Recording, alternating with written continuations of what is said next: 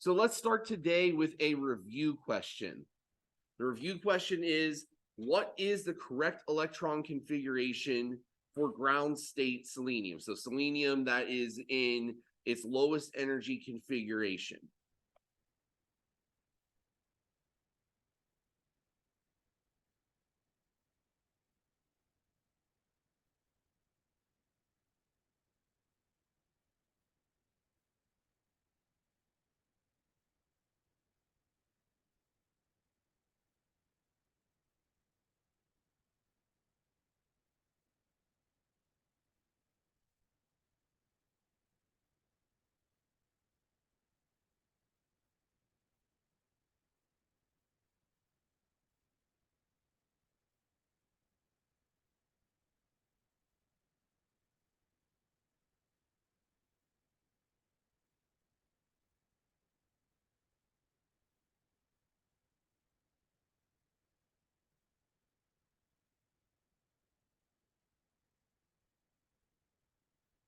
All right, give you the last couple of seconds to get something in here.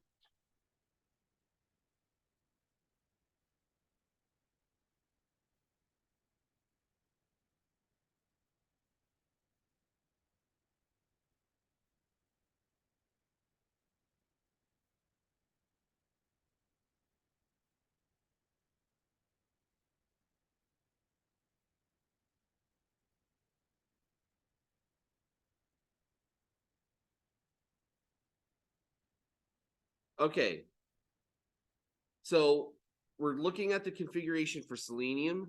Selenium is element number 34. Looking at its position, it's in the 4th energy level. It's in the P block. So we know that the last configuration that we're going to be using is 4P. And even more precisely, we know that selenium is the 4th element in that block. So we know that its last configuration is 4P4. So right off the bat, we can eliminate some of these options that don't end in 4P4. Now we just need to make sure that we've got the right combination.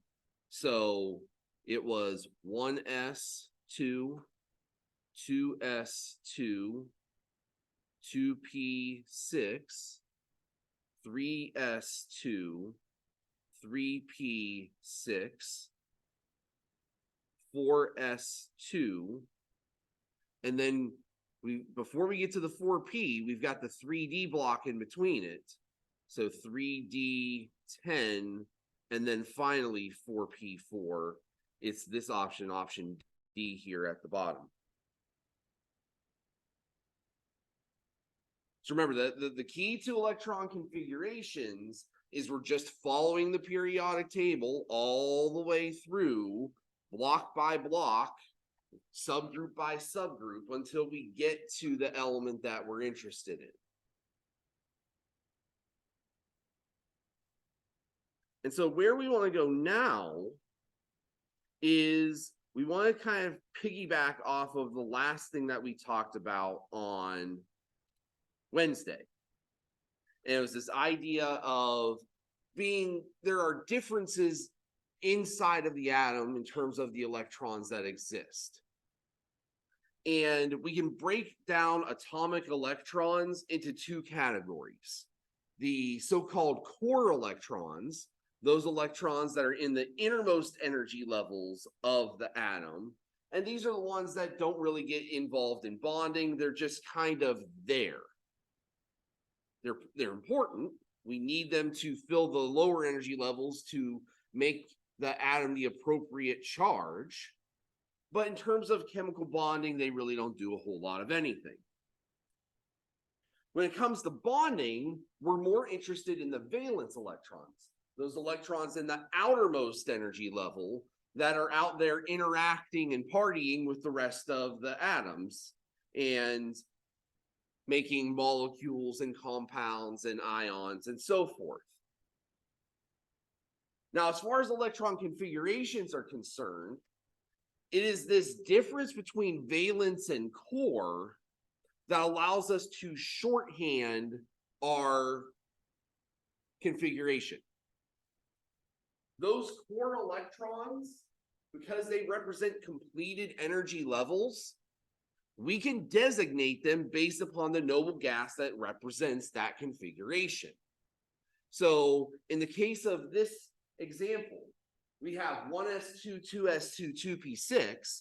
I can look at the periodic table and take it 1s2, 2s2, 2p6. That's the configuration of neon. So instead of writing 1s2 and 2s2, 2p6, I can write neon, and it is universally known that that neon represents those 10 electrons that are in neon. So I don't need to go any further with that. I don't need to restate all of them because neon's electron configuration is unchanging. It has 10 electrons. The 10 electrons are in those positions. After neon, I have 3s1. 3s1 tells us the configuration of this particular element. And I can look at that and go, okay, 3s1, well, the first element in 3s is sodium. So this must be the electron configuration for sodium. And sure enough, it is. So with elemental shorthand, with this noble gas configuration, what I can do is I can take relatively long electron configurations and shrink them down to size using shortcuts and brief notation. The way to do it is to take that element that is under examination and work my way backward until I get to a noble gas. Once I get to that noble gas, I can put that noble gas in brackets. That noble gas represents all of the core electrons, and then I can write the remaining configuration afterward to represent the valence electrons. So taking into example here, calcium. If I look at the periodic table, calcium, element number 20, is in the 4th energy level, which means its core energy levels would be the first 3 energy levels. So I go to the energy level 3, noble gas of that energy level is argon. Argon becomes the noble gas I put into brackets. After that, I look at calcium and I say, okay, it's in the 4s group. It's the second element in that group. Its configuration is 4s2. So argon represents all of this part of the configuration,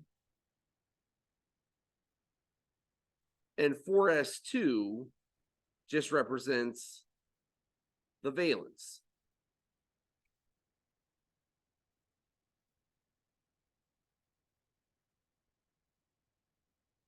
Now for configurations like this, noble gas configurations are kind of cool. They shorten things a little bit. Where noble gas configurations can be really useful is when we start getting into those very large atoms, where I've got 50, 60, 70, 90 electrons to contend with. If I were to write that out in long form, the electron configuration would take up more than a couple of rows on the page, unless I wrote really, really small. Noble gas configurations can help us shorten that. So let's take a look at some examples.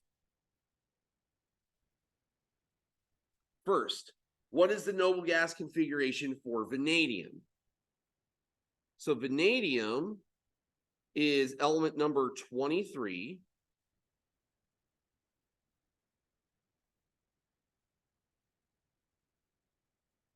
And so working backwards from element number 23, I need to go back to the 3rd energy level.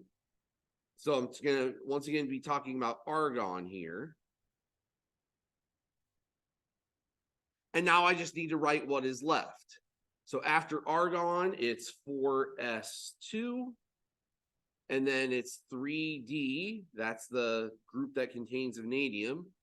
And vanadium is the 3rd element in that group. So 3d3. I can check myself really quickly here. Element number 23 means it's got 23 electrons in it. Argon represents 18 of those electrons. This remaining configuration represents 5, 3 plus 2. So I've got 23 electrons in the configuration, which is matching the atomic number of 23 for vanadium. So I know at the very least I have the correct number of electrons represented.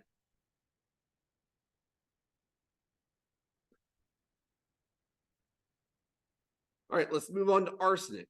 Arsenic is number 33, AS.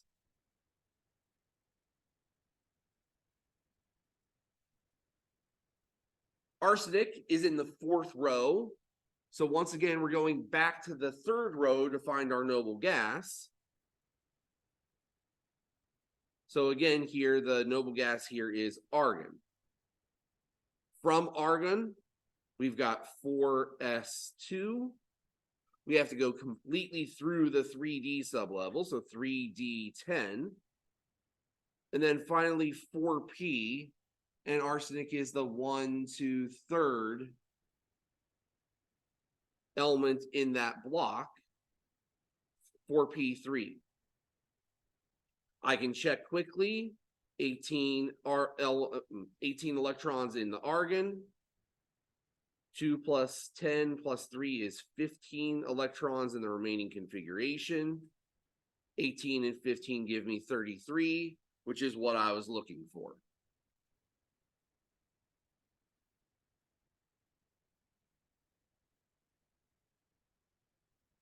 All right. Any questions with noble gas configurations or with complete configurations before we move on to some exceptions? Go ahead, Charles. Where did I get the 18 from? Argon's number 18. So as element number 18, it would have 18 electrons. Other thoughts? Other questions?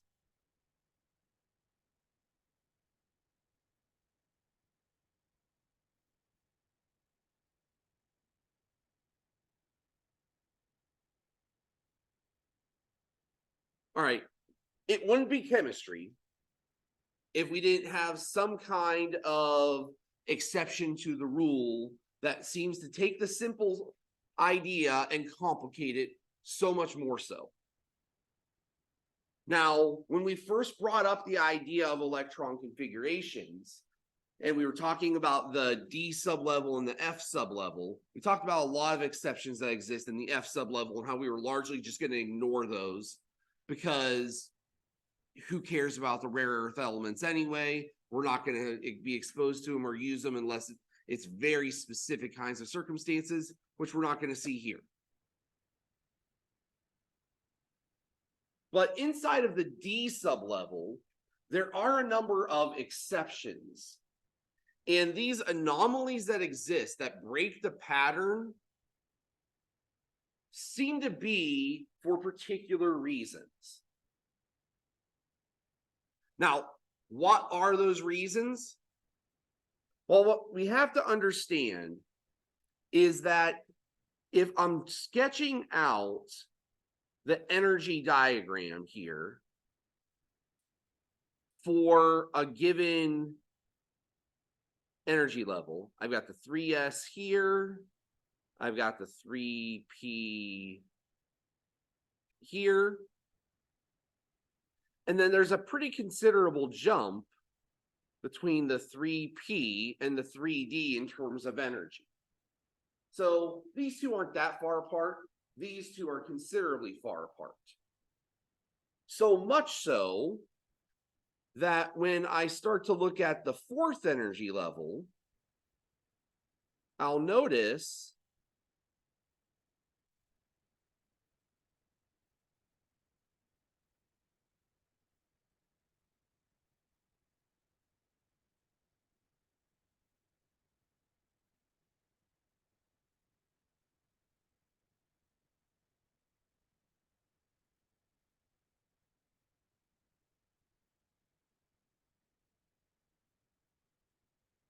that fourth energy level is actually partially better with energy than parts of the 3 energy level. So the 4s is actually lower in energy than the 3d, which is why when we do our electron configurations, we always put 4s first. The thing is that it's not a static relationship. It's not always going to be, this is the gap.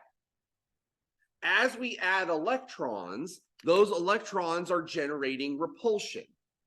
And that extra repulsion is moving these energy bars in different directions as that repulsion is added. So much so that there are circumstances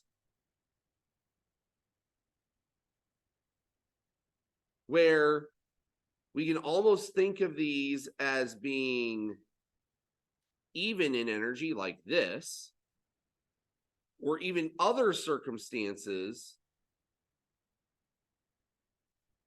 where that 3D set of orbitals is actually lower in energy than the 4s. And that's where these exceptions come in. They come in 2 different forms. The S1 exceptions are the movement of 1 electron from the S sublevel to the D sublevel. And the reason behind it is this movement of energy as those electrons are filling up each subset. And there are 9 elements that exhibit this particular type of movement, this particular type of shift. There's 1 element, in fact, that will move both electrons.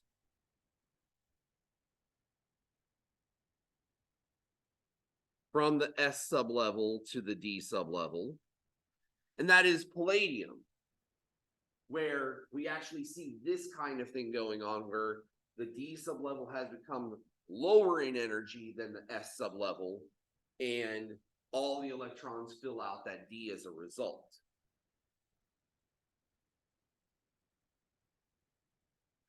Now, on the surface, if I read these lists as just simply lists of elements, it doesn't make a whole lot of sense why this happens.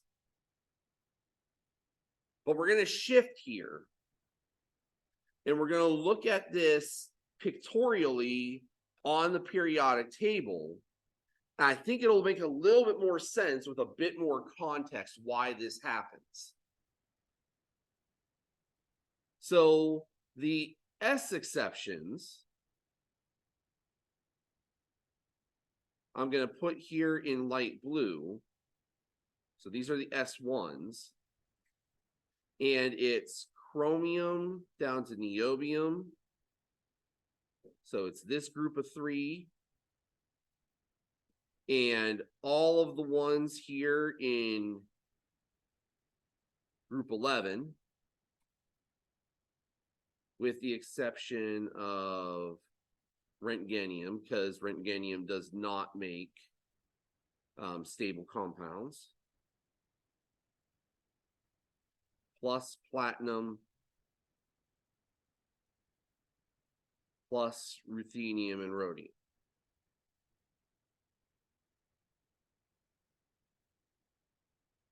Now, here's the context. Let's draw out the last configurations here. So for the scandium group, they end with D1. Titanium group D2. Vanadium group D3. And all the way across.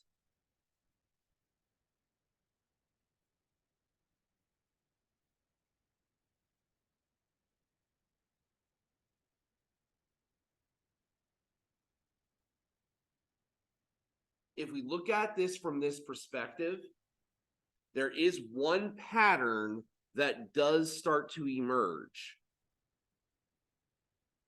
Remember that the D sublevel has 5 orbitals in it. So if the configuration is D4, remembering Hund's rule, those 4 electrons are spread out across those 4 orbitals. And we still have those 2 electrons sitting in the S.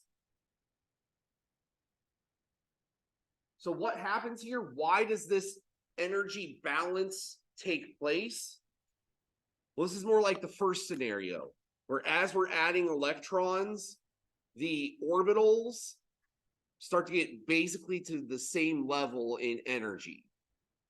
And so the S orbital and the D sublevel now seem to have equal energy. If they have equal energy, Hund's rule applies, where instead of pairing them up with each other, we separate them based upon their right energies. Well, if I do that, this electron moves from here to here. Now I have the configuration that is described in the exception. S1, and that D4 now just turned into D5.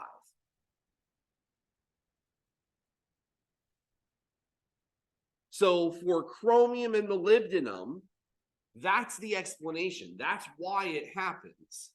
We've hit a level of degeneracy where all of those orbitals are all roughly the same energy, so the electrons spread out and fill them all.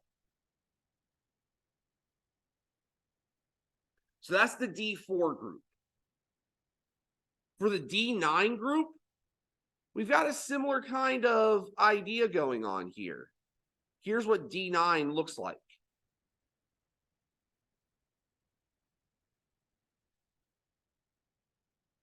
If this electron moves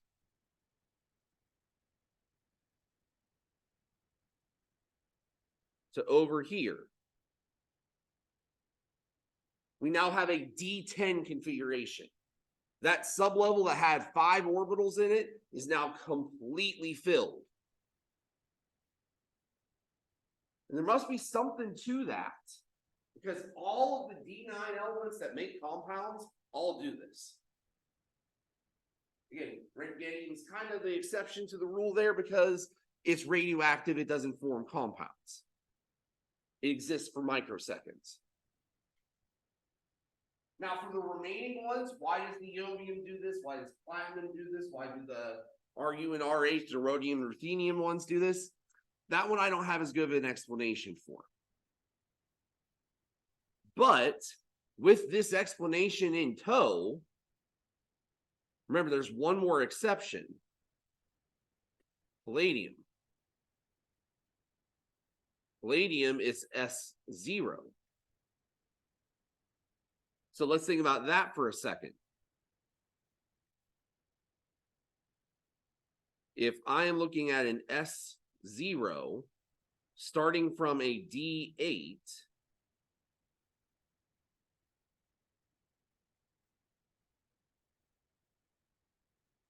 this is the original configuration of that palladium. 5s2, 4d8. However, if both of these electrons move over,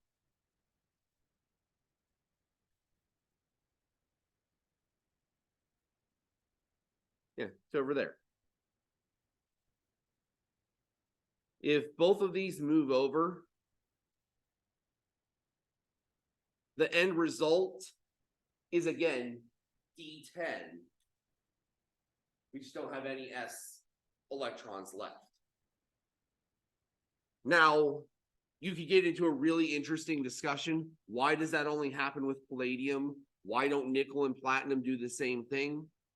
I don't know. I know it has to do with energy. For some reason, the energy works for palladium to do so. It doesn't work for platinum to do so. And nickel doesn't even do any of this electron shifting at all.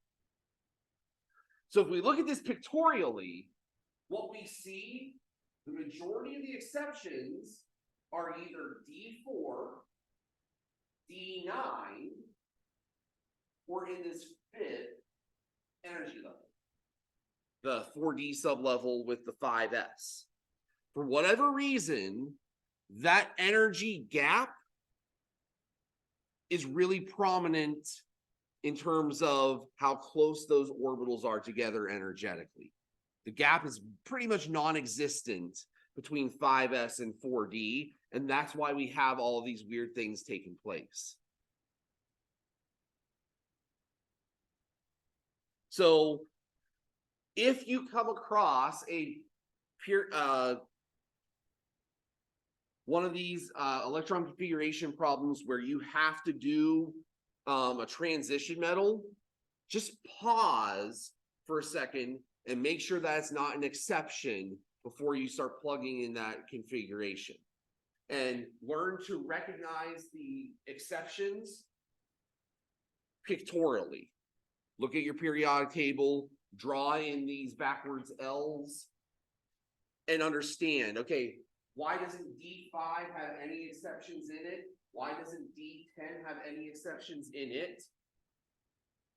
Because the sublevels are already filled. D10, it's completely filled. D5 is already half filled. Adding electrons to that would upset the balance. And balance seems to be a really important point here.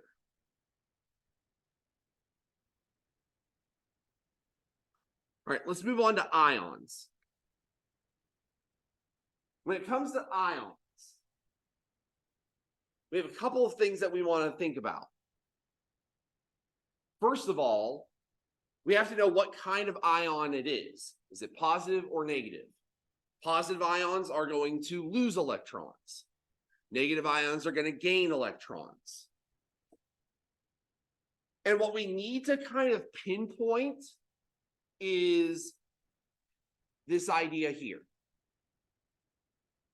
If I'm dealing with non-transition metal ions, all I need to do is scoot however many boxes to the left or right and write the configuration of that element. So if I'm dealing with positive ions, I'm losing electrons, I scoot that many boxes to the left. If I'm dealing with negative ions, I scoot that many boxes to the right. So fluoride. Fluorine's element number 9. Fluoride is a -1 ion, so I take those 9 electrons that were already there, and I add 1 more. That gives me 10 electrons. All I need to do is write the configuration of the element that has 10 electrons. That happens to be neon. So I can write a noble gas configuration for neon. Nice and easy. Sodium. Sodium has 11 electrons.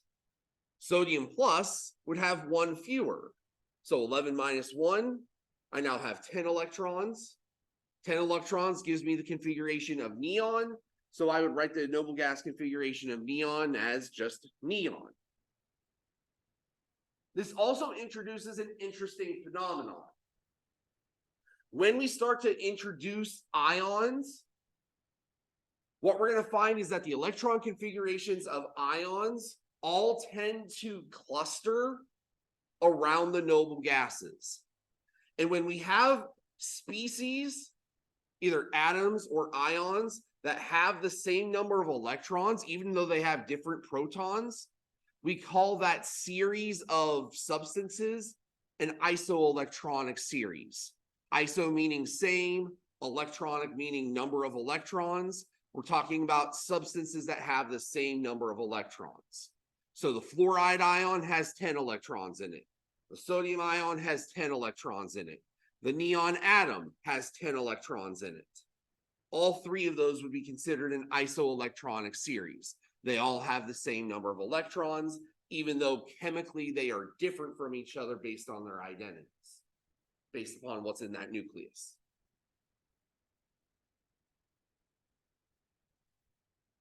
Let's do some examples with this. So for calcium, the calcium ion, so I've got 20 electrons in calcium. For the calcium ion, it's +2. So I'm going to take 2 of those electrons away. That's going to give me 18 electrons in total. 18 electrons. That's the noble gas configuration, argon.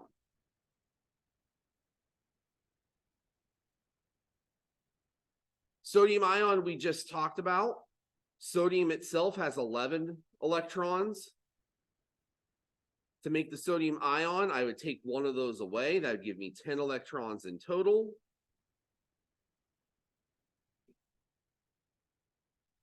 Ten electrons gives me a configuration of neon. For the chloride ion, chlorine has 17 electrons. The chloride ion would have 1 more, so I'm going to add 1. It's going to give me 18 electrons in total. That gives me the configuration of argon.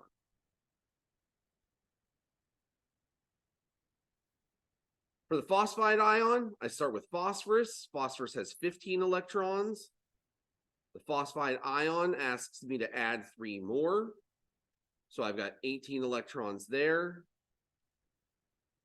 Again, I end at the noble gas configuration, argon. So if the question on the tip of your tongue is, do most ionic configurations end at noble gases? The answer to that question is yes. The only exception to that rule is when we look at transition metals. Any questions with this before we talk about those transition metals?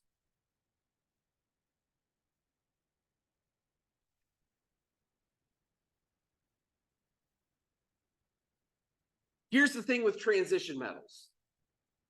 And this is concerning any transition metal, not just the ones in the D block, but also the ones in the block leading up to that staggered staircase. So your tins, your leads, your bismuths, your antimonies. We've got a mixture of high energy level S and P electrons and lower energy level D electrons in those configurations. And here's where we have to be really fine in the detail. These ions are positive in charge, so we are taking electrons away. What electrons do we take away? Not necessarily the ones that are the highest in energy, but rather the ones that are the highest in energy level. So for transition metal ions like these, the D electrons, even though they are higher in energy, they are closer to the nucleus because they are in that lower energy level. And because they are closer to the nucleus, they are harder to remove. And so when we make ions from transition metals, we are going to pluck away those electrons that are the furthest away first, which means we're going to take them from that higher energy level. So in the case of iron here, notice that we pick away the 4s electrons before we touch anything in the 3D. So the iron 2 ion, we're losing the 4s electrons, the 3D gets untouched. Configuration for iron 2 plus is argon 3d6. For iron 3 plus, we're going to take away those 2 electrons in the 4s. We're still an electron short, so now we take it away from the 3D. Argon 3d5 is the result.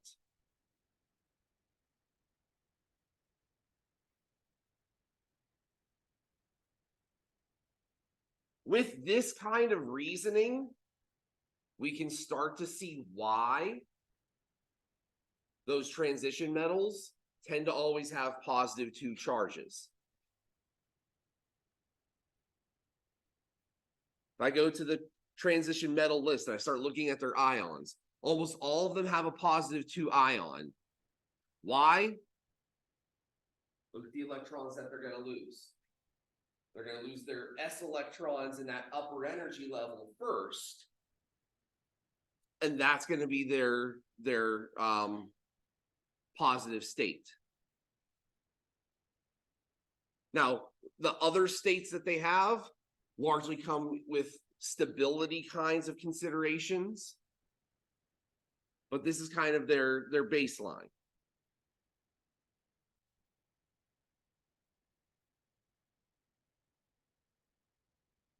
All right, real quick hitter question here. How many 4s electrons should we expect in the nickel 2+ ion?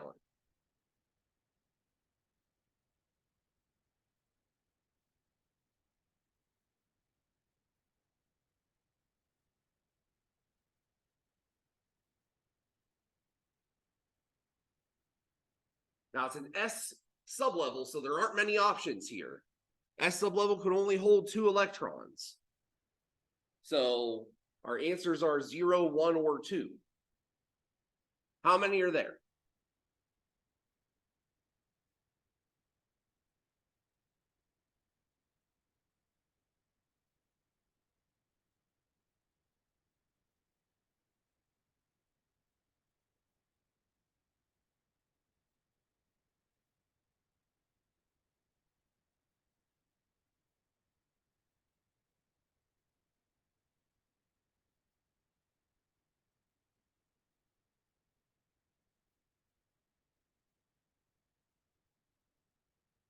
All right, so there's our electron configuration for nickel.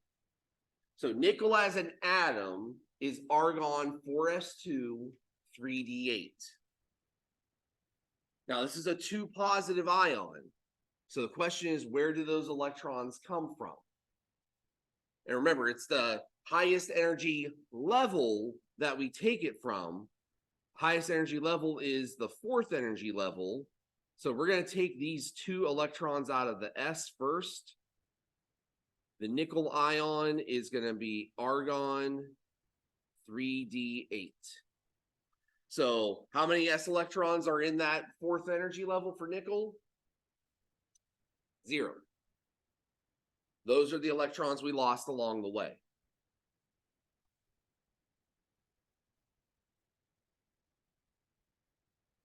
Right. Any last questions about electron configurations before I give you kind of a brief look into periodic trends to get us started toward the weekend assignments? How do you get 0 again? 0. Yes, 0.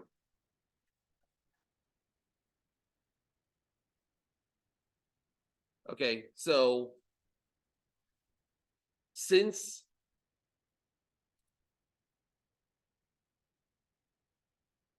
we had to take 2 electrons away, we had to take them from that highest energy level. Since there were only 2 electrons in that energy level, then we would take both of them. So the last configuration then, there are nothing in the S. So if you put 4s0, that's technically correct. However, we usually don't put orbitals or sublevels in configurations that are empty. And so for that reason, it's perfectly valid to just say argon 3d8 there. You don't need to say 4s0 because, again, an empty sublevel isn't one that we would talk about. And so we can omit that.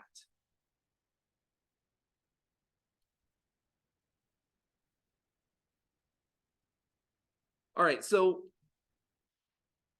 in the video that I'm asking you to watch over the weekend, these last few trends are going to be talked about. I want to take just these last 5 minutes and talk about some trends that we can get, some ones that are pretty easy to understand, and don't have any exceptions associated with any of them. So the first one that we're going to talk about is magnetism. Magnetism is the ability of an element to be attracted to a magnetic field. And the property of magnetism comes down to configurations.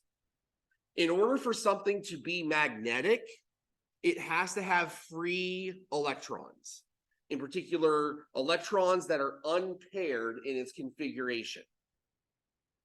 So one of the reasons that iron is magnetic is if we look at its electron configuration, we see all of these unpaired electrons in it, and those unpaired electrons are able to interact with the magnetic field. Something like zinc is not magnetic, and the reason it's not magnetic is you can see that every single one of its electrons are paired up. And so while those electrons would exhibit their own fields, because they are paired with electrons that are going in the opposite direction, those fields destroy each other, and there's no net electric or magnetic field being generated from them.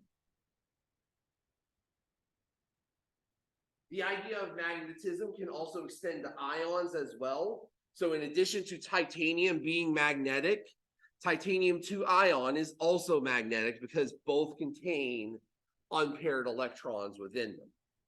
And so this does introduce an interesting phenomenon where it is actually possible that you could have an ion that is magnetic coming from a metal that is not, or vice versa. Having a metallic ion that is diamagnetic, even though the element itself is paramagnetic. So you're not going to see magnetism on the quiz or on the exam next Friday. Where this might show up is, this is a great question that they love to pull for the final, where you can just be very quick. Which of these elements is paramagnetic? And the answer to that, you just go to which one has unpaired which one has unpaired electrons.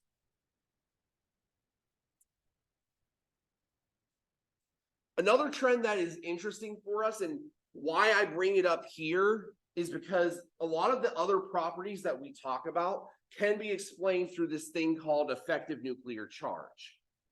Effective nuclear charge is best described as kind of the level of attraction that is felt by the electrons toward the nucleus. And what we have in effective nuclear charge is a large interplay.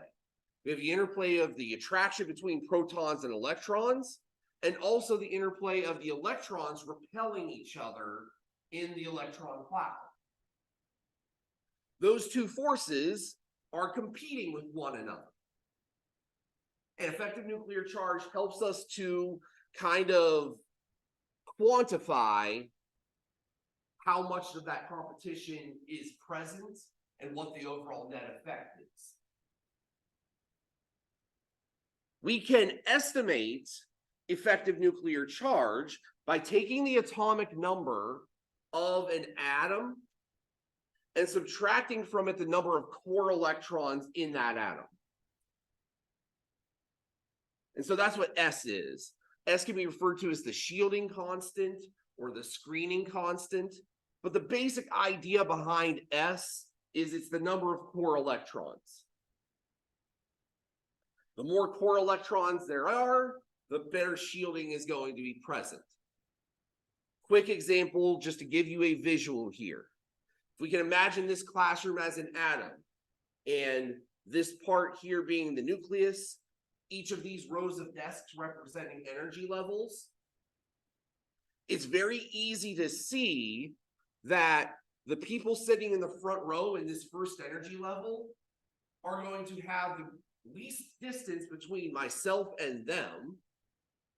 And if we were talking about attractive forces, those attractive forces would be the greatest between the nucleus and that first energy level because of their close proximity. If I wanted to walk over to Isaac and slap him in the face today, it'd be pretty easy to do so because he's right there.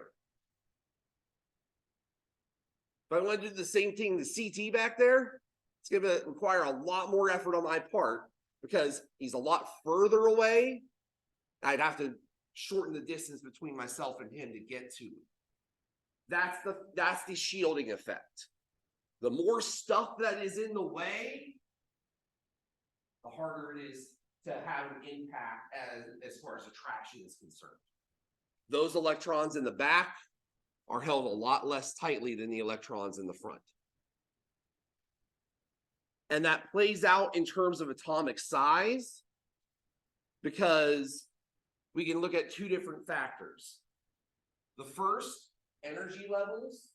The more energy levels you add, the greater the distance becomes. So we can see that there is a physically larger distance between myself in the fourth row compared to myself in the third row, compared to myself in the second row. So that is a columnar trend. As you go down a column, more energy levels become apparent, the atoms get bigger. The horizontal trend has to do with repulsion versus attraction.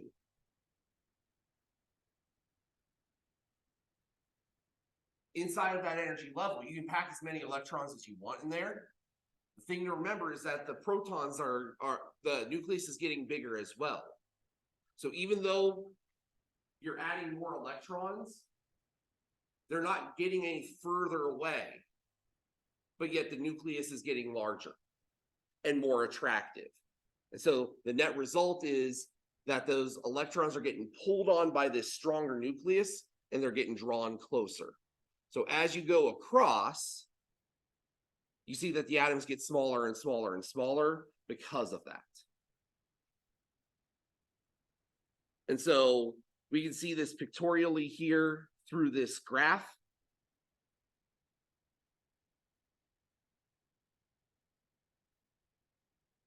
So on your way out, I'm going to open up two questions for you. This first one, if you don't want to get to it right now, it'll be there for you over the weekend. It's just a simple ranking question. Looking at this atomic size. The other one is just our normal end of class question. How you feeling right now?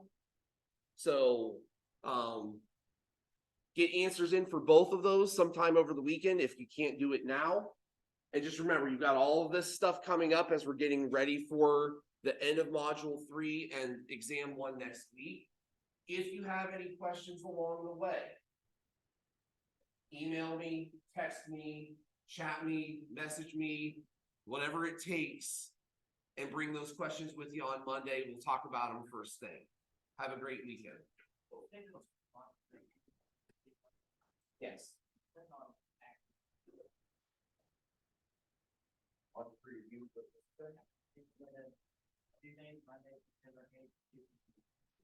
Okay. I might need to fix that then. Thank you for bringing that up.